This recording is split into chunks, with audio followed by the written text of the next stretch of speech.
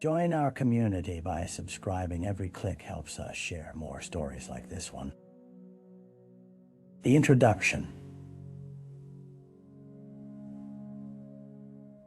In the quiet town of Harper's Creek, nestled snugly between thick, ancient forests and the winding banks of a lazy river, life maintained a rhythm known by all its inhabitants. Children played freely in sun-drenched streets. Neighbors exchanged warm greetings, and the aroma of home-cooked meals wafted through open windows as evening approached. But beneath this surface of tranquility lay an unsettling undercurrent of history that locals seldom acknowledged, but never forgot. The stillness shattered one crisp autumn morning when the body of Elise Donovan, a beloved schoolteacher, was discovered in the overgrown fields bordering Parker's Pond. Elise, known for her kind-hearted nature and inspiring dedication to her students, vanished without a trace the previous week. When her disappearance had been reported, residents had filled the community center for a candlelight vigil, their collective hope simmering in the chilly air. But now, the mood would shift from worry to horror. Roughly dressed detectives huddled by the edge of the crime scene, their faces etched with a grim determination. The golden hues of morning light illuminated a tragic tableau, a faded blue cardigan draped across tall grass, and a scattering of fallen leaves that bore witness to the struggle. Investigators meticulously combed the area, marking evidence with fluorescent tags, their eyes scanning for clues, while a growing crowd of onlookers gathered behind the cordoned perimeter, whispering in hushed tones. This was a small town where reputations were cherished and secrets buried deep.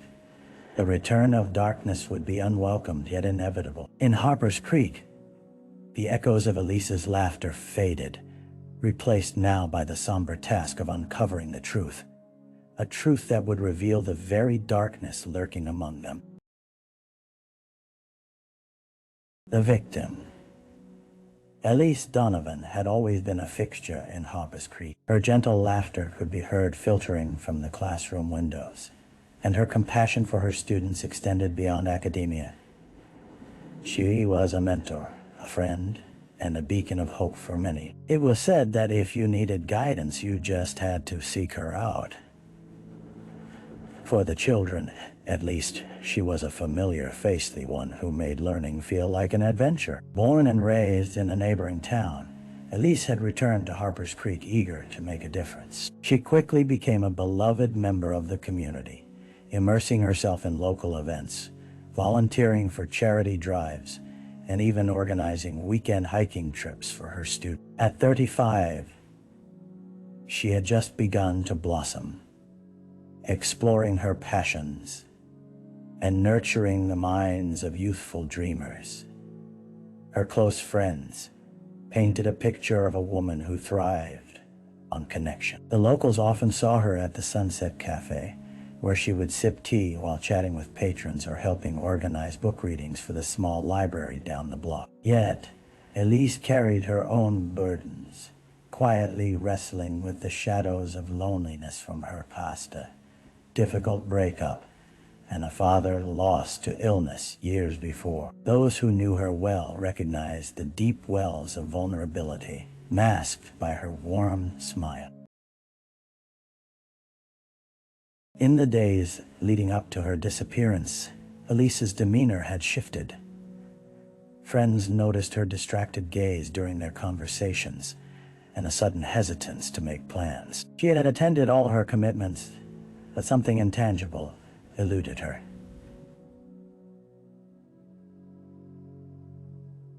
Sparking concern among those who cared. One friend recalled Elise mentioning a cryptic meeting with an old college acquaintance, a name she had whispered with unease. With Elise's lifeless body recovered from the field, the vibrant colors of her life began to fade into a somber gray. Those who loved her were shattered, left to grapple with unanswered questions. Those who loved her were shattered, left to grapple with unanswered questions who would want to harm someone, and what had led her to that fateful rendezvous. As the investigation deepened, the search for solace would give way to a hunt for the truth. In Harper's Creek, the pain of loss now came hand in hand with the looming fear that darkness was closer than anyone wished to believe. The crime scene. The crime scene at Parker's Pond was carefully preserved, a bittersweet tableau suspended in the morning light. As investigators roped off the perimeter, the air was thick with tension, and the scent of damp earth mingled with the bittersweet decay of fallen leaves. Officer Logan Hart stood just outside the cordoned area, looking in with a furrowed brow. The sight of Elise's body had pierced through the tranquil fabric of Harper's Creek like a jagged knife.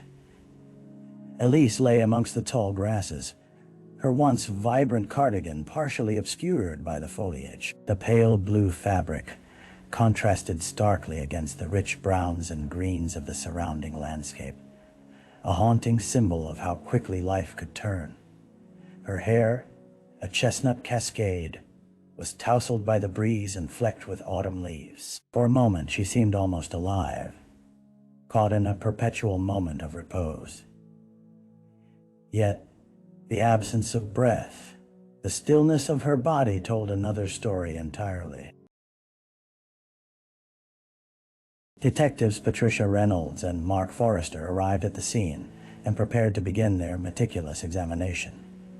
They moved with a purpose learned from years of training, but tempered by the weight of the task ahead. Patricia knelt near the body, her gloved hands gently brushing aside a cluster of grass to reveal a deeper indentation in the soil. It suggested a scuffle had taken place. Disturbances in the ground, paired with remnants of twigs and birch bark, signaled a struggle. As Forrester scanned the surroundings, he noted the absence of footprints leading away from the scene, a fact that made the investigation all the more perplexing. It was essential to reconstruct those final moments, to gain insight into what transpired before Elise's life was stolen. A nearby tree, gnarled and ancient, stood as an unwitting witness to the tragedy, its rough bark adding an unsettling texture to the scene. Hours passed as the detectives documented their findings, searching for connections that could unlock the mystery of Elise's final hours. In the shadows of Parker's Pond, the deceptive calm belied the storm brewing in the small community. Friends and neighbors would soon grapple with the chilling reality that someone among them might be harboring dark intentions. The idyllic facade of Harper's Creek had cracked, revealing a deeper darkness that demanded to be unearthed. The early investigation. As daylight waned, Harper's Creek transformed from a sleepy town into a crucible of emotion sphere laced with urgency. The local police department established an investigation command center in the community hall, filled with buzzing radios, bustling officers, and the quiet murmur of concerned citizens. Detective Reynolds leaned over a large board cluttered with photographs and notes, the beginnings of a web woven from whispers and fragments of information. The detectives gathered witness statements as they combed through potential leads.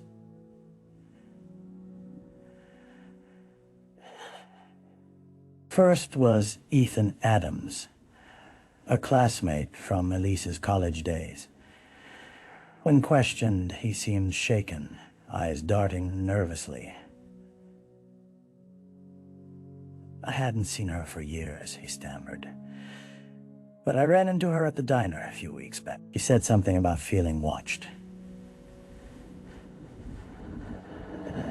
The detectives exchanged glances.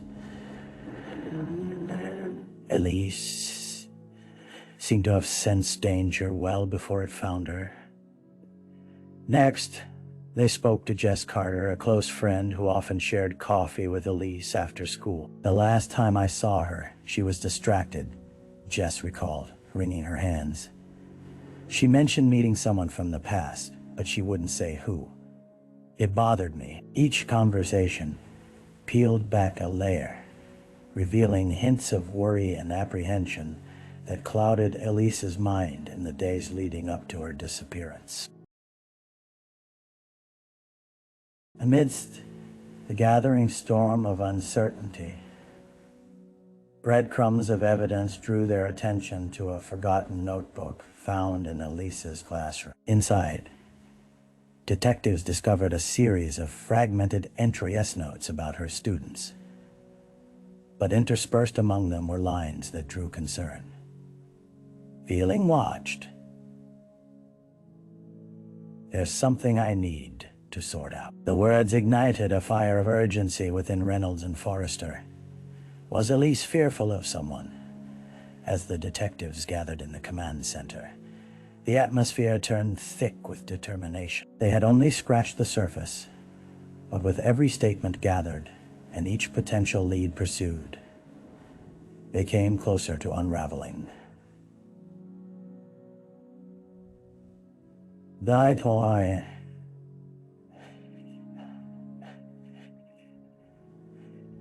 Owing fears to her tragic fate, the quiet underbelly of the town was stirring.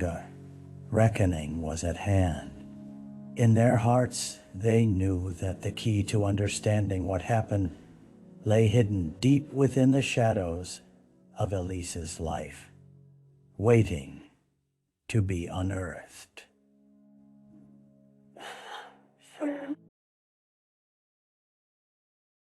The dead ends.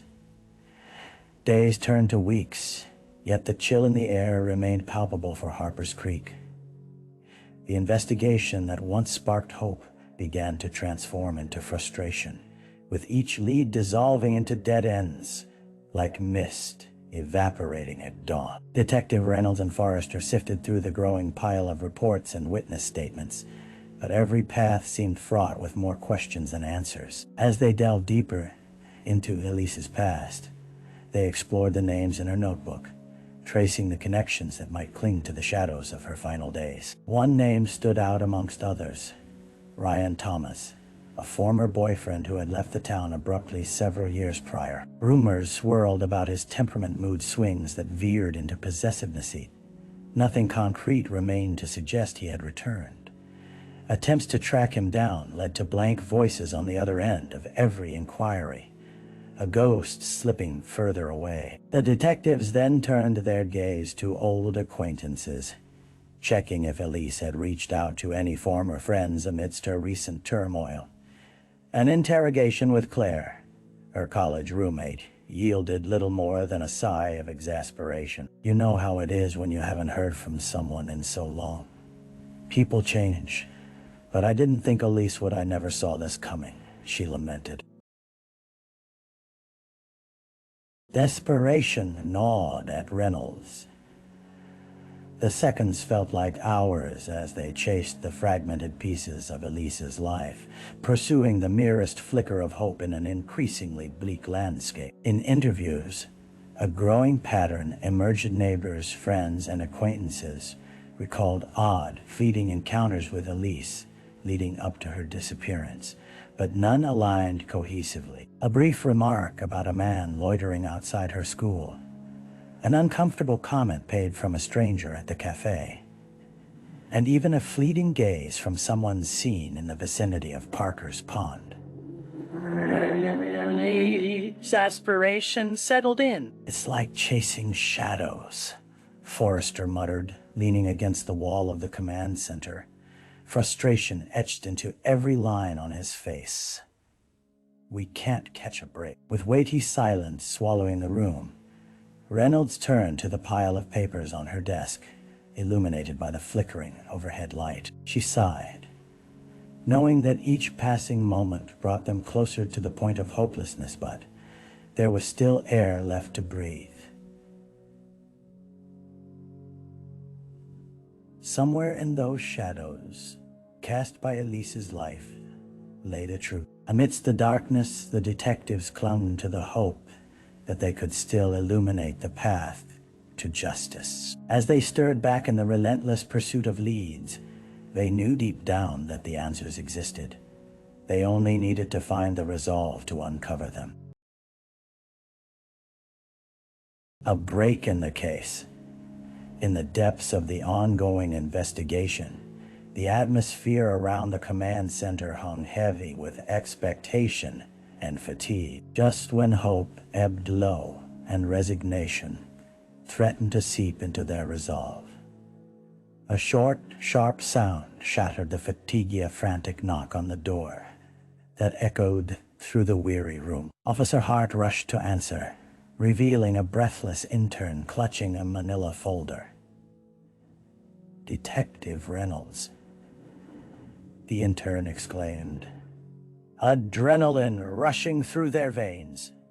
"You need to see this." The room fell silent as the folder was placed on the table, and the detectives gathered around. Inside were photographs, grainy but evocative images, captured by a security camera mounted near Parker's pond, time-stamped shortly before Elise's disappearance. Reynolds peered closer, studying the images that presented a shadowy figure tall and with a dark hoodie pulled low over his face. He lingered near the park's entrance, shifting nervously and glancing over his shoulder as though anticipating someone's arrival.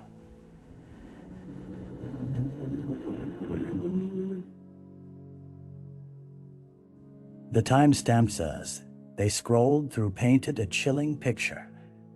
The man was there at the same time Elise was last seen. "Can we enhance these?" Forrester asked, his fingers itching to reach for the camera footage. Hart nodded emphatically. "We're already on it, working with the tech team to pull clearer images."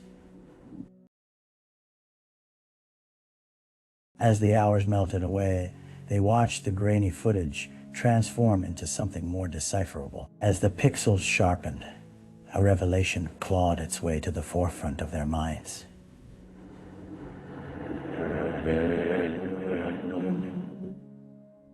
The man bore a striking resemblance to a figure who had surfaced in previous witness statements, a local recluse seen wandering the neighborhood, known only as Marcus Hale. The detectives quickly cross-referenced Hale's name and discovered a history marred by troubling incidents, trespassing, harassment complaints, an unsettling pattern that spanned years. Reynolds felt a surge of adrenaline course through her. They had something tangible. They arranged a meeting with a local barista who had served Hale on a few occasions.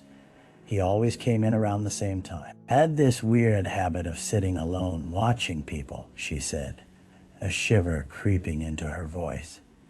The pieces were beginning to align. With momentum building, the detectives coordinated an immediate stakeout at Hale's known residence. The body of Elise Donovan had been a stark reminder of everything they stood to lose, off the laughter that should have echoed through those hallways, stolen forever. But now they were armed with purpose. The urgency of the case forged an unbreakable bond between the detectives as they prepared for the next phase in their pursuit of the truth. In the depths of darkness, a glimmer of hope began to emerge, a solitary beam cutting through the fog, illuminating the path forward. Justice for Elise Donovan was no longer a distant dream. It was a tangible pursuit.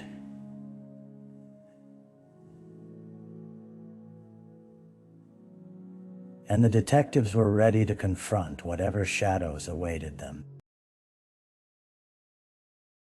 The suspect. It was early morning when Reynolds and Forrester parked a distance away from Marcus Hale's dilapidated house.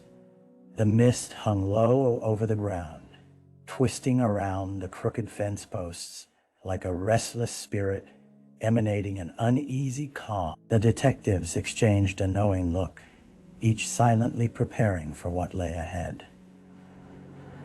From previous inquiries, they understood Hale kept to himself, but there was a palpable tension in the air suggesting that this would not be a simple encounter. As they approached the aging structure, the boards creaked underfoot, mirroring their apprehension. The house, once vibrant with life, had fallen victim to neglect. Its windows were clouded and cracked, the lawn overgrown with wild thistles. With a swift, tactical motion, Reynolds knocked on the door, while Forrester stood back, focusing on the entrances. "Police," Reynolds announced, her voice steady but firm. "We need to ask you some questions." The silence stretched, unyielding and thickened with uncertainty. Moments later, the door creaked open to reveal Marcus Heller disheveled, shadows under his eyes, and a hesitant demeanor that hinted at a mind all too familiar with suspicion. What do you want?" Hale stammered, his gaze shifting to the ground. Reynolds and Forrester exchanged a glance. They had seen the signs of a man burdened by something deeper, perhaps even guilt. "We have some questions regarding Elise Donovan," Reynolds said firmly. At the mention of her name, Hale's face paled, and his fingers curled tightly around the doorframe. "Donovan? I didn't have anything to do with her," he insisted, his voice a whisper. Forrester stepped forward, probing deeper. "We're where you were seen around the area the night she went missing. There are witnesses who may have seen you near Parker's Pond." Hale faltered, a flash of panic flickering across his features. "I don't know anything." His frantic denial echoed off the walls like a haunting refrain. Reynolds maintained her unwavering gaze. "We're not here to accuse you, Marcus. We all want the truth. If you saw something, anything, it could help us." Hale's facade cracked, and he stumbled back a step. "Didn't see her. I didn't see her. I swear. I just wanted to be left alone." The admission hinted at a troubled mind, not fully grasping the gravity of the situation. They subtly noted the sweat beading on his brow, each droplet a symbol of the mounting pressure. Before they could ask any further questions, the atmosphere shifted abruptly. Hale recoiled, mumbling an excuse about needing to clean up. The door began to close, but Reynolds quickly thrust her foot forward to prevent. "Marcus, we need to know where you were the night Elise disappeared. This is your chance to help." Hale shot a wild gaze at the detectives before whispering, almost inaudibly, "I left. But I thought I saw somebody." At those words, all the pieces suddenly felt too close yet curiously out of reach. If he knew something, he was teetering on the edge of exposing the truth. Just as quickly, fear gripped him again, and he drew back completely, shutting the door with a finality that resonated through the still air. The detectives exchanged glances, both already sharing unspoken realization. Hale was scared, yes, but of what or whom? In the labyrinth of harrowing emotions and half-truths, they'd unearthed a potential thread that could lead them deeper into the heart of the mystery. With renewed resolve, they prepared to follow the growing ripple of uncertainty that surrounded not only Elise's fate, but the very fabric of the community they had vowed to protect. The trial. Months had passed since the somber day Elise Donovan was found, but the wounds of loss still ran deep within the community of Harper's Creek. The atmosphere was charged as the trial of Marcus Hale approached, a pivotal moment that held the weight of justice on its fragile shoulders. The courtroom swelled with locals, both curious and desperate for answers. Photographs of Elise adorned the walls, interspersed with memories that echoed through the halls like whispers of a haunting past. As the proceedings commenced, the air grew thick with palpable tension. Marcus Hale sat at the defense table, his demeanor weary and withdrawn, a stark juxtaposition to the vibrant spirit of the woman whose life had been brutally cut short. On one side sat the prosecution, led by a sharp-witted district attorney whose resolve was fierce and unyielding. On the opposite side, Hale's lawyer presented a starkly different narrative, painting him as a misunderstood recluse, a scapegoat in a tragedy he had no hand in. The heart of the trial revolved around the testimonies of those who had crossed paths with Elise and Hale on the fateful night.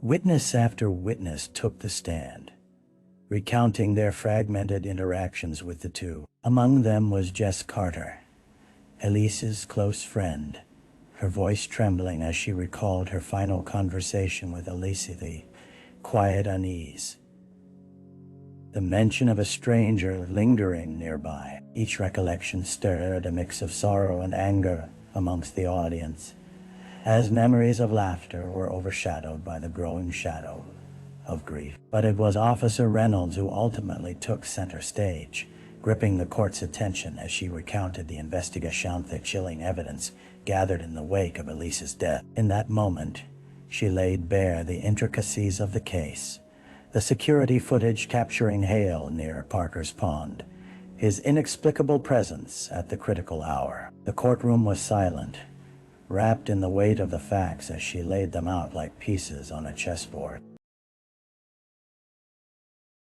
Hale's defense attorney artfully navigated the emotional charge, attempting to sow doubt in the minds of the jurors. He argued that circumstantial evidence does not equate to guilt, raising questions about the reliability of witness statements and the validity of the evidence collected. What of Elise's fears? The attorney challenged, emboldened by his belief in Hale's innocence. Could they not have stemmed from a place of anxiety rather than from reality? Who is to say she didn't suffer a tragic fate from a different, unaccountable entity? Reynolds watched as doubt flickered like a candle's flame in the eyes of the jurors. Each moment of uncertainty felt like a personal blow. She thought of Elise's laughter, the ripples where joy once flowed freely, now reduced to stuck words in the air. As closing arguments were made, emotions ran hot. The courtroom transformed into a crucible of anguish, with the Donovan family seated at one side, their faces a mask of pain, burdened by the weight of their lost daughter's memory. They sought not only justice for Elise, but closure to the relentless ache in their hearts. And then, as both sides presented their final statements, the atmosphere thickened with resolve, a citywide heartbeat echoing through the courtroom. A decision was on the horizon, one that would splinter or unite Harper's Creek forever. As the jury left to deliberate, there was a whispered promise hanging in the air. That peace, however fleeting, might soon find its way back to the community that had lost so much. The final verdict would determine not just the fate of one man, but the path forward for everyone who still carried the burden of grief. The aftermath. The verdict came down like a thunderclap, reverberating through the small town of Harper's Creek. Guilty. The word hung in the air, thick and heavy, a weight that pressed down upon the shoulders of all present in the courtroom. It echoed through the hearts of Elise Donovan's family, who had weathered the storm of their grief with dignity and courage. Relief mixed with sorrow as the finality of the verdict resonated. While justice had been served, nothing could bring back the vibrant spirit that had once filled their lives. In the days that followed, the town wore its mourning like a shroud. Weird. The town. The Sunset Cafe, once bustling with laughter and light, felt achingly empty. Conversations turned hushed. Neighbors spoke in quieter tones, and the air hung thick with unspoken grief. The atmosphere was a cacophony of unresolved questions. How did they allow this to happen? Could they have done more? With Marcus Hale behind bars, the community struggled to reconcile their sense of relief with the anger and fear that had settled within their hearts. Detective Patricia Reynolds, who had poured her soul into the investigation, felt the heavy burden of the outcome. Though she had brought a measure of justice to Elise's family, it was bittersweet. She grappled with the knowledge that Hale was but a piece of the puzzle, a manifestation of a larger societal malaise wrapped in darkness. The questions loomed like storm clouds. What implications lay hidden beneath the surface?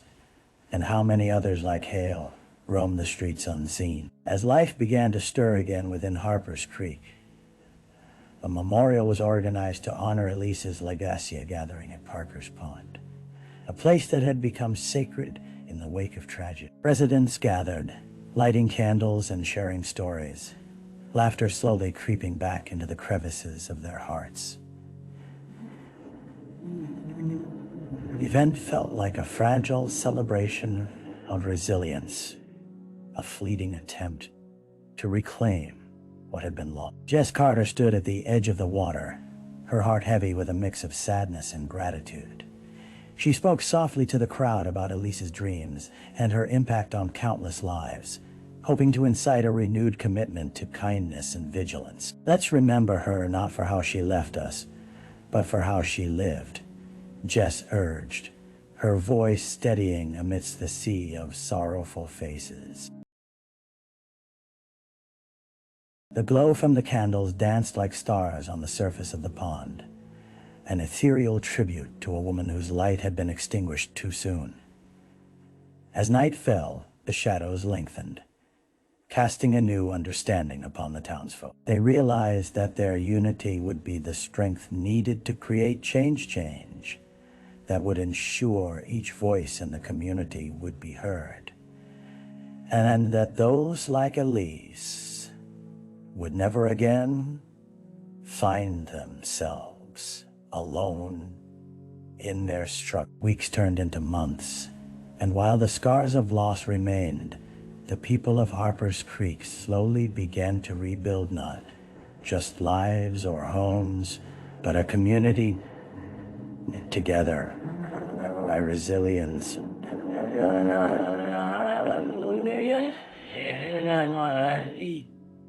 Yeah. And in the darkest of moments, they learned that light could still find a way to shine through. In honor of Elise Donovan, they would strive for a brighter, more compassionate tomorrow. Correction. With the closing of a painful chapter, life in Harper's Creek continued its arduous journey toward healing. Days flowed into months, and the seasons changed. Yet the echoes of Elise Donovan's life lingered woven into the threads of community remembrance and resilience. As the town sought to move forward, the scars of the past remained present in the heartbeats of those who remembered her smile and quiet grace. Detective Patricia Reynolds found herself reflecting on the case long after the gavel had struck and Marcus Hale was sentenced. The complexities of human existence weighed heavily on her tapestry of choices intertwining amid shadows. Some victims became mere statistics, but Elise had been vibrant, loved, and irreplaceable. Her loss sparked a flicker of change, urging the townspeople to confront their fears and uncertainties head-on. Reynolds often returned to Parker's Pond, standing at the water's edge where candles had once flickered in tribute. There, she felt the presence of those who mourned, their grief layered with an unwavering commitment to honor Elise's memory by pushing for a community that listened. Fueled by a purpose to protect and empower, Reynolds knew the battle for justice extended beyond the courtroom. In the quiet moments, she penned her thoughts in a diary, capturing not just the facts of the case, but the emotions that had enveloped her. The struggle was ongoing, the pursuit of hope, healing, and understanding resolute. She understood that, while darkness may always exist in some form, it was within the collective effort to seek the light that healing emerged a sentiment that would resonate through Harper's Creek long after she was gone.